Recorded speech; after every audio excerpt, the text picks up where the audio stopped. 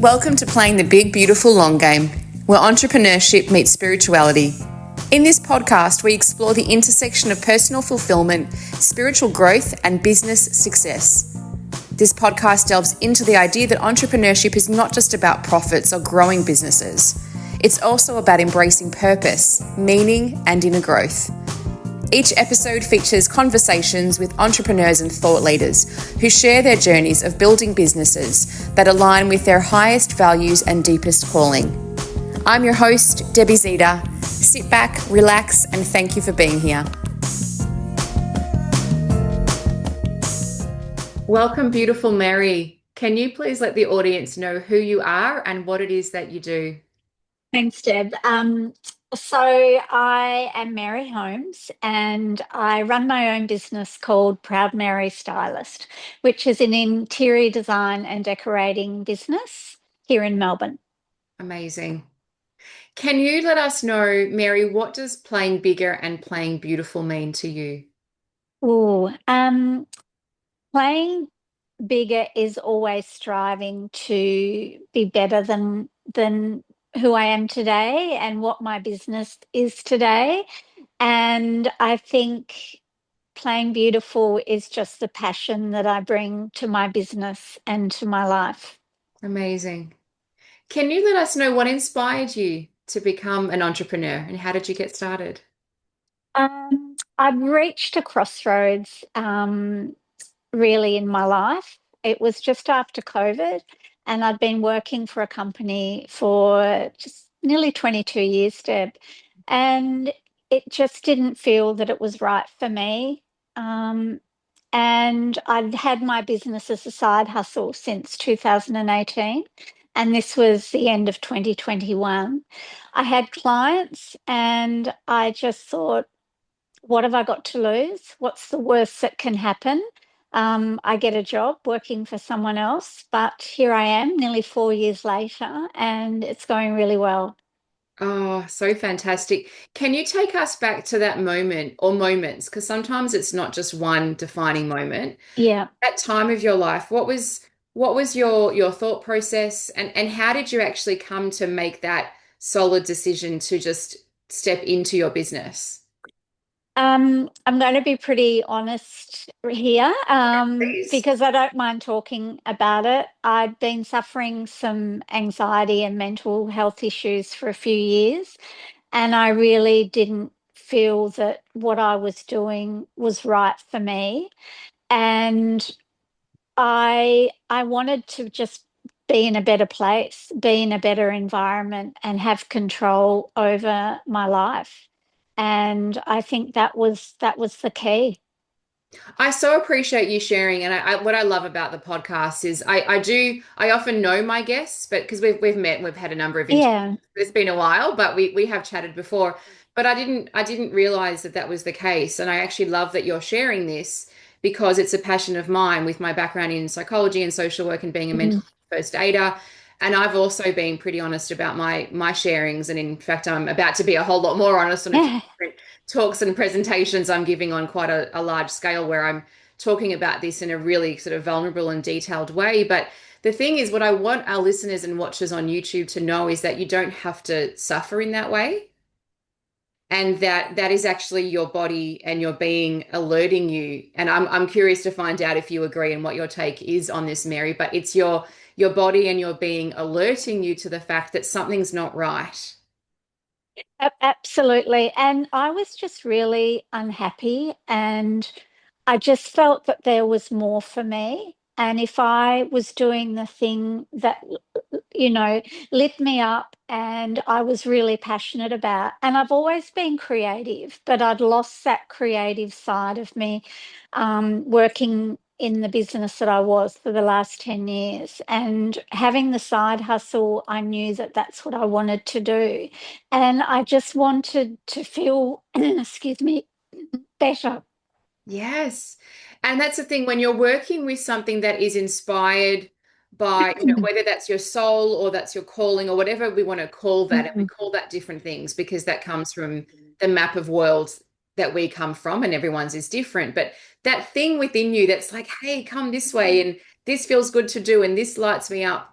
that is really what we're supposed to be doing. And if you're lucky enough to have a job where you have the income and you have that ability to have the creative expression, or you have the time in your life to, live into that creative expression in a different way that doesn't offer you money, that's also okay. But more often than not, people that are listening to this podcast are here because we're combining purpose and profit, where we're Yeah. looking at finding a way where you can tune into the vision that your soul is calling you into and then find a way to make that profitable. Yeah.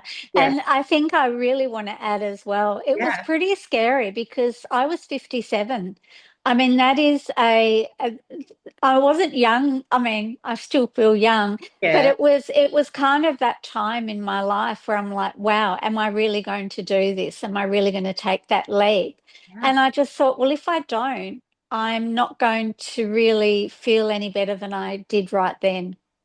And it's interesting because, 57, it's not that's not old, but probably what you were feeling into or hearing in your own mind was society's projections onto you around what a 57-year-old should be doing. Things like maybe it's time to think about retirement, maybe it's time to slow down, maybe, all of those kind of things that we're Absolutely. because we get marketed that, like Yeah, especially, yeah, we look at the way that Instagram and Facebook and all the algorithms are working. It's based on your gender, location, and age. yeah, You were probably getting fed those things subconsciously and consciously through the marketing, and then you're like, no, this is wrong. I want to start this fresh new thing. yeah, Really kind of had to outdo all of those things. I don't know if you were, consciously aware of that at the time, but that was what would have been happening because it's happening to all of us. It's part of the matrix that we're all in, right? yeah, Yeah. absolutely. And it's funny at the moment because I'm now 60 and Yeah. I keep getting the ads for, retirement and free public transport.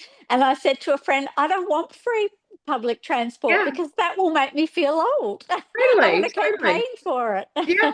Well, I was talking to a colleague of mine and we're talking about retirement, and he's like, can I tell you, Deb, don't use that word. And I was like, all right, tell me why. And he's like, because, will someone like you actually ever retire? And I said, hell no.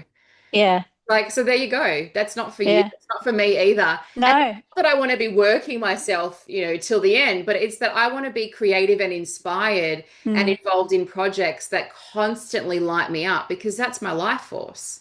Yeah, Yeah. absolutely. And I can't ever imagine not working, Yeah. not maybe 5 days a week or 7 days a week as Yeah. I may do at the moment, but being creative and working with people and, continuing with the work that I do. Yeah, and I want to say, I'm making this about you because it's your episode. Congratulations and well done that you listened to that voice, even if there was fear, even if there was the conditioning and the programming of no, don't do it. But you listened and you followed that calling, and then, here you are years later. I know, I know. And to be honest, I really went into it quite naively, not really understanding what, being an entrepreneur really meant and all the back end of running a business. So I'm probably glad that I did go into it naively. I think everyone I've spoken to that has stuck with their business has jumped in naively at every stage of the game. Because if Yeah. you go in with too much information, I don't know that we would actually make the decision to do it. It's not, but it's simple, but it's not easy. This stuff is, it's not Yeah. easy. You wake up every day and you have to make decisions and you have to navigate people and you have to navigate finances and there's just so much that we do at every stage. So I think that's actually a really positive thing, Mary. And Yeah. I'm the same as you. I'm like, yes, 7 figures per year. I have no idea what that actually means to look like. And there'll be a time where I'm like, oh my God, why did I call that in? Because I wanted to, and I'll find a way to sort it out. Just like Yeah. I did with the 6 figures and the podcast and the books, and as you're doing with your work and everything else. Yeah, that's right. Yeah. Mary, can you walk us through what problem does your business solve, and how did you identify that as an opportunity? Well, I think a lot of people, not everyone, I think a lot of people want a beautiful home. They know how they want their home to look, but they don't know how to get there. So, and there's a lot of designers out there, let's face it. It's a big space, but I work with people who really want someone to guide them. And my business is not about creating cutter interiors. It's about creating spaces that are perfect for my clients. And the most of the work that I do is end to end. So it's from the very beginning of creating the concept right through to the end where with final styling and everything in between. So whether that's decorating and, basically ordering all the product, managing all the deliveries, doing all the styling, or whether it's a bathroom renovation where I'll do the design, work with the builder, and manage the expectations of the clients. So, and most of my clients say to me, I'm time poor. I want a beautiful space or a beautiful home, but I just don't have the time to get to do it. I don't know how to do it, and I just want someone to come in and manage it for me. Wow. Okay. So it's funny. In my mind, I was thinking it was color, soft furnishings, placement of furniture. That's in my naivety about your industry and what you do. That's what I Yeah. was thinking. But when you talk about, bathroom renovations and sort of that, like that almost sounds like a project management piece where you're liaising with different people and making sure everything's coming to fruition. Is that correct? Yeah, well, it's coordination. So I have a core group of trades that I work with, from bigger builders to smaller builders, and I will recommend those builders based on the size of the project. I just finished a amazing renovation and extension on a heritage listed home in Port Melbourne. So Wow. that was a huge project. And then I've done, quite a few bathrooms this year as well, which are smaller projects, which I really love because I think people tend to be quite adventurous when it comes to a bathroom or powder room because it's not on show all the time. Wow. And then I do the decorating, which is, choosing the furniture, you know, putting in the beautiful cushions, that sort of thing. So yeah, I love my work because it is quite varied. That's very cool. So, is it only residential, or do you also work commercially as well? Mainly residential, although I have done a few small office spaces as well. Okay. What's been your favorite project and why? Oh, that's a hard one. Do you know, I think every year it changes because I find that I grow as a designer and as a person every year. But probably my favorite at the moment is a big project I'm working on with an architect and a landscape designer. And it's a massive renovation of a Californian bungalow, a full extension, a pool, and landscaping. And I'm doing all the I'm customizing the joinery, I'm designing the joinery, choosing all the finishes and materials. It's like a dream project, and it's a different aesthetic for me, and the clients are delightful. Oh, and I think that's a big key, isn't it? When you've got people around you that you really connect with, that's Absolutely. yeah, makes such a huge difference. Also, I can recall, I don't know when because time is going so quickly. Yeah. It would have been sometime this year though, but I saw an email because I'm on your newsletter as well. Did you also bring out a line of cushions? Am I correct? I certainly did. Tell us about that. So cushions have always been my thing. Even from when I first started my business, I was always creating bespoke cushions for clients. And, some clients would be paying up to, $800, $900 a cushion. And I always thought to myself, I want to bring out my own range of cushions. So this year I did, and I created another brand called Proud Mary Home. And I did it all. So from the design to choosing the fabrics, all the marketing, getting my website set up to sell them. Yeah, sometimes you just forget what you've done. And I forgot I did that this year. Yes, I am very good at forgetting that. I think it's in Yeah, psychology, there's a distortion and deletion where I think especially women, we have this wiring of like we don't notice and see what we do. And part of what I love to do, and it's not in an egoic way, it's in a self-love, self-worth kind of way. It's like, hey girl, you're amazing. Like look at what you've achieved. And then also receiving that for myself because I yeah. completely forget that. And I'm such a perfectionist.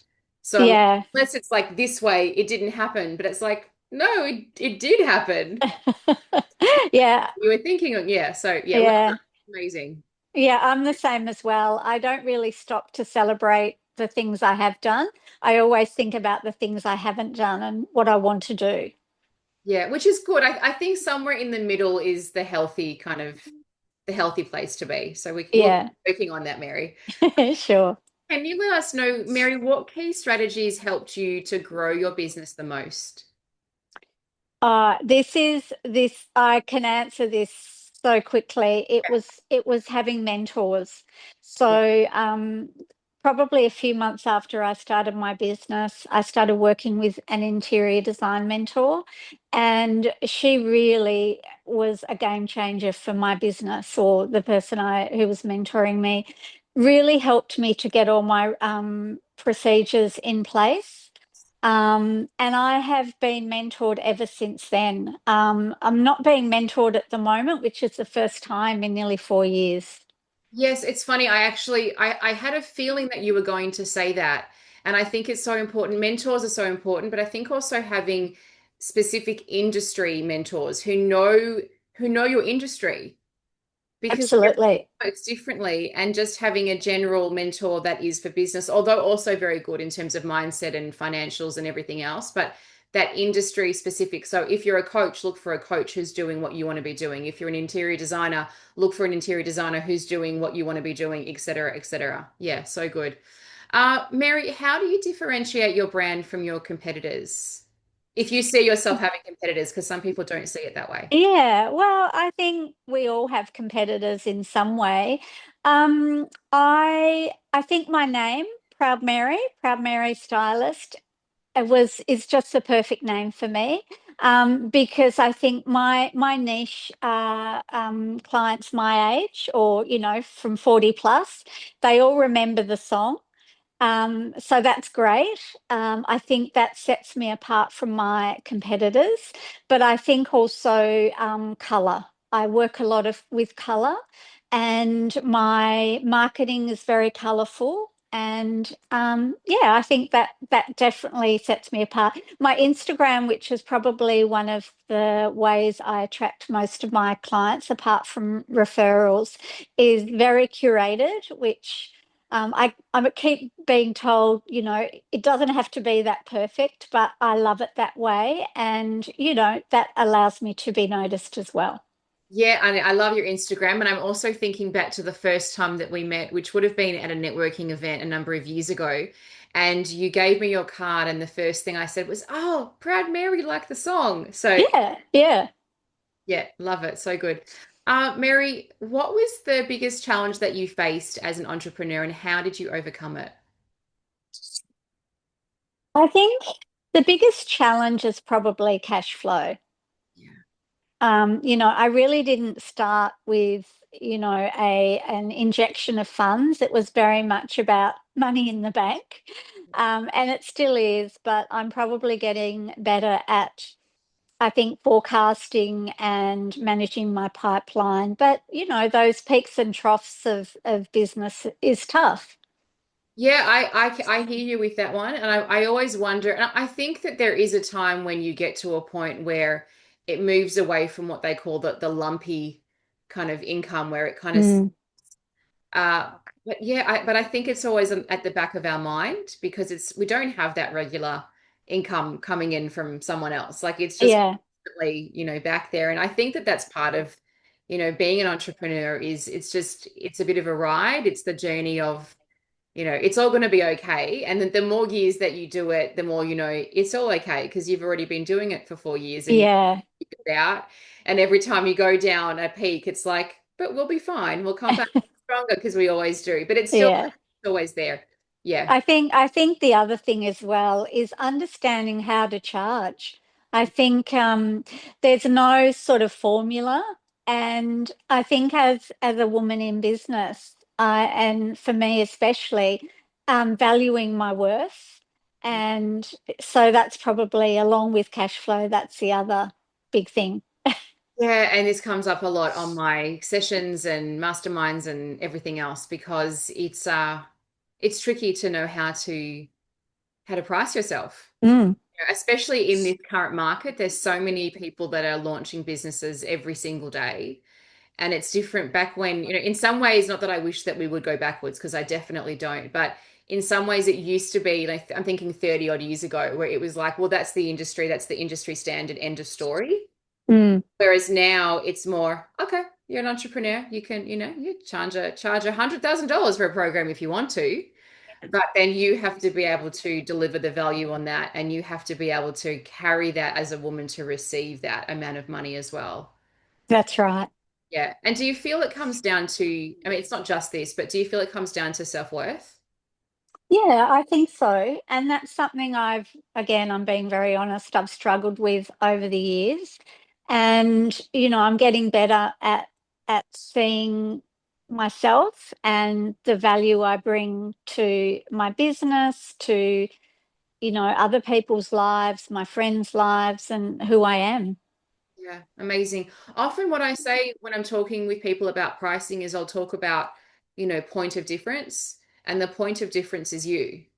Mm. No one is Deb, no one is Mary, no one has the same story, the same sound, voice, the same frequency, the same energy, the same personality. So what they're paying for is, yes, of course, you have to be able to deliver a top-notch service. Like, that goes without saying, right? Yeah, Otherwise, you'll have one client, maybe five, and that you'll have no business. But aside from that, it's everything else that you can't quite put your finger on, and that's worth really whatever you say it's worth. yeah, Whatever you agree absolutely. is what it's worth. And then the right Yeah, people will see that and pay you for that. yeah, yeah. And I feel like my clients really, I mean, I work well with clients. I feel like I'm quite, I listen well, and I'm very conscious of their story and their journey, and the fact that they're trusting me with often a lot of money, and to deliver a service and create a beautiful home for them. And I don't take that lightly. Yeah, that's a beautiful thing. And I feel the same way when I'm helping women in their business. I don't, that's a responsibility that I feel really, really privileged to be able to walk them through that journey and help them to make money and create that and love it and keep doing it every month, every year. It's really special. Yeah, amazing. Mary, can you please let us know what self is your favorite and why? And we are referring here now to those who are on YouTube. The banner behind me has got my framework, the six selves. So yeah, which one's your favorite, Mary, and why? Um, Emotional self. And I think it's because it's always about seeking improvement. And that's definitely me. I'm never just sitting back thinking, I know it all, I've done it all. I really want to be better in business. I want to be better personally. And yeah, that's why I love that. And I feel like I think a lot. Well, I don't know whether this is about thinking, but I'm very intuitive as well, and yeah, that's how I do a lot of my work as well.